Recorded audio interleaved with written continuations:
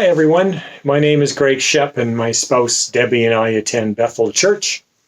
My reflection today, surviving the pandemic, flows out of my personal experience and also my work as a psychologist the past 27 years with children, youth, and parents. Today, I just wish to validate the emotional, mental, and physical burdens you're carrying, and then just share some ideas how to stay afloat amidst all this tidal wave of uncertainty.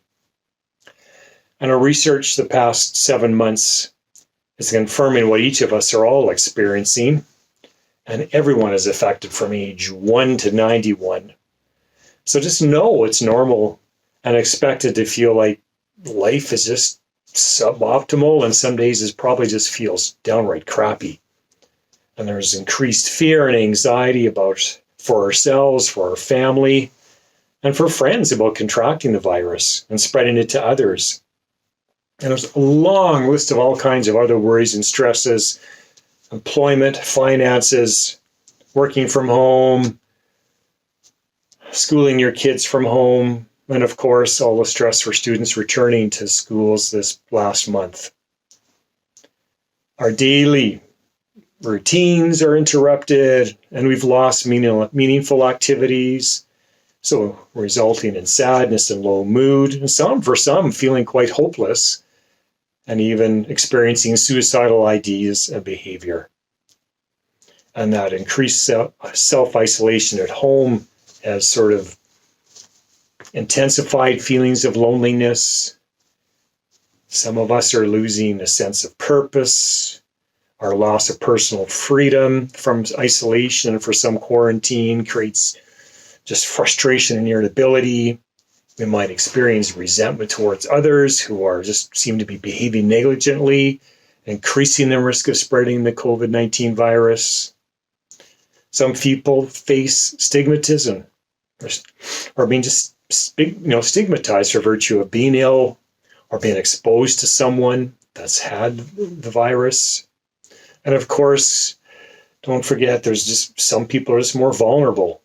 Older adults, people with pre-existing medical conditions, healthcare workers, they may be experiencing more psychological distress. And I just once again can't help think about the transition stress for families with students moving back into the school settings this fall. So more than ever, it's important to care for yourself and those around you. So from a psychologist viewpoint, here are a few tips. I know they sound like common sense, but they go a long way in helping. Little steps go a long way to keep us moving forward. Limit news consumption to reliable sources. Kind of limit your time on the news daily, no more than an hour. So balance that time with other activities unrelated to the pandemic. Physical activity, just spending time with others. Reading, listening to music, just doing things you enjoy, trying something new, maybe revisiting an old interest. Try to just create and follow a daily routine, even though I know it's challenging because our routines seem to have to keep changing to adapt to things. But for people of all ages, those routines help preserve a sense of order and purpose. And of course, find ways to stay connected with others, no matter how it is. Maybe you get to spend some face-to-face time. I know we always prefer that. Text messaging, phone calls, video chats, social media, they're all ways to keep a sense of connection, which is so important. Loving and hugging your pet is connection as well. Don't forget about sleep.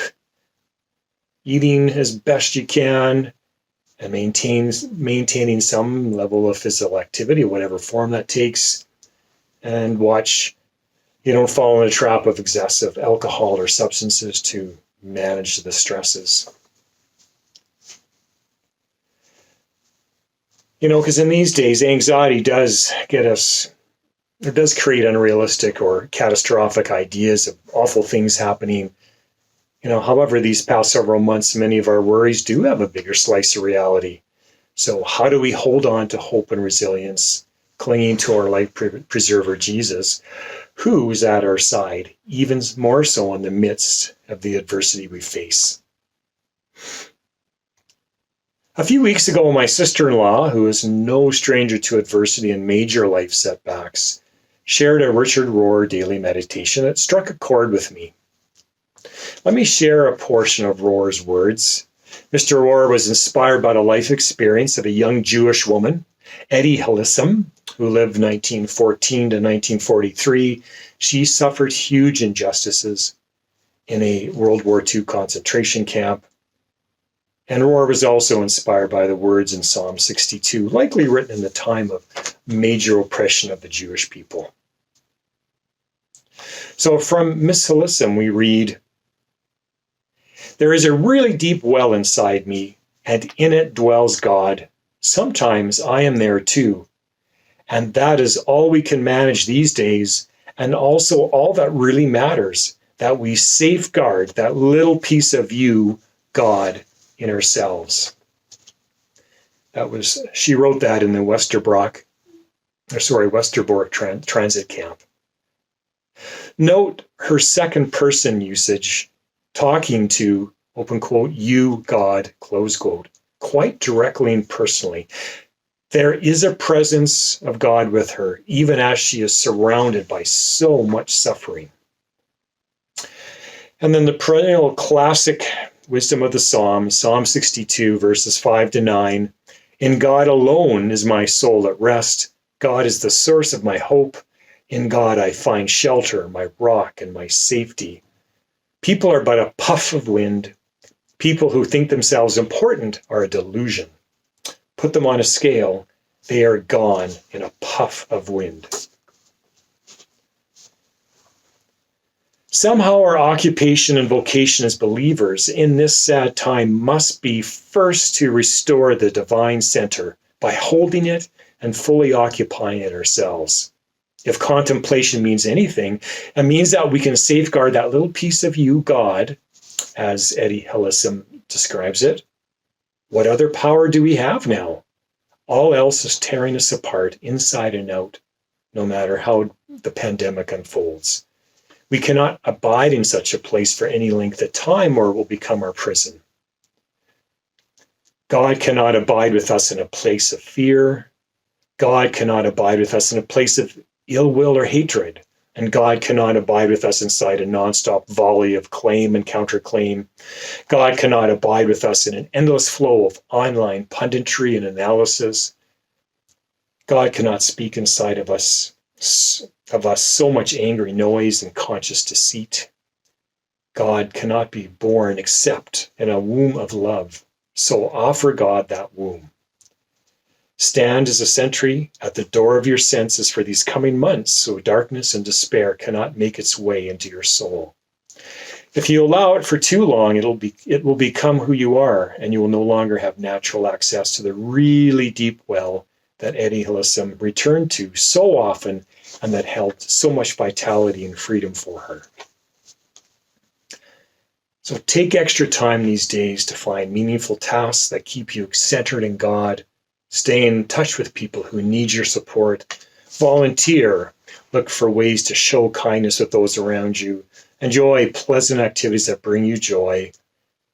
Make time for prayer. Stay connected with the church. And always be kind to yourself, giving yourself permission to be flawed and broken.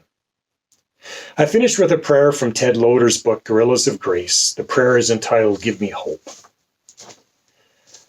Oh God, this is a hard time, a season of confusion, a frantic rush to fill my closets, my schedule, and my mind, only to find myself empty.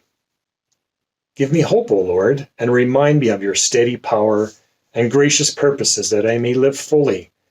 Renew my faith that the earth is not destined for dust and darkness, but for frolicking life and deep joy. That being set free from my anxiety for the future, I may take the risks of love today. Amen. Go in peace and spread kindness first to yourself, then to every person God places in your path. Take care, my friends. God bless.